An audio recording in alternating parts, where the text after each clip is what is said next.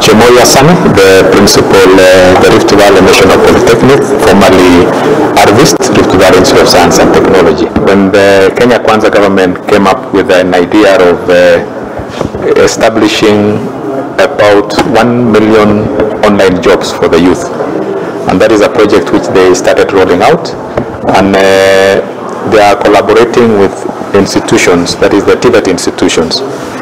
Lucky enough, we were one of those institutions who are picked on to be given the computers to use for Jitume to train youth, but we were able to move ahead and do what is expected of us to create employment for our youth. We have teamed up with Lish AI Labs.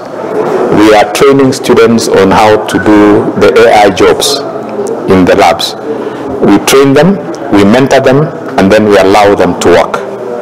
And it's a process we expected to take about 6 months. Fortunately, it has taken us 3 months, and we are already seeing the fruits. So what we do is we pick on students, ongoing students, those students who have completed, and the youth from the neighboring community. Currently, we don't charge them when they are walking in. We have about 123 students who are already in the system earning. The lab is operating 24/7. They are able to take care of their daily expenses. They are able to pay for their rooms, they are able to pay for their meals.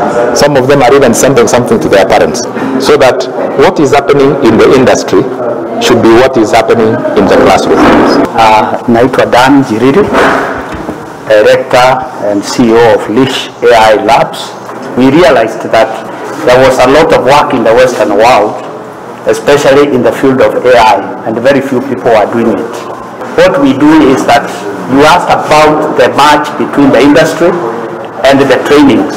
So we had to match the job requirements, and so we get young people, we train them in the skills required for the AI industry, and then after about 3 months of intensive training, they start working for American companies. Let's say right now, US is our largest market for supply of labor.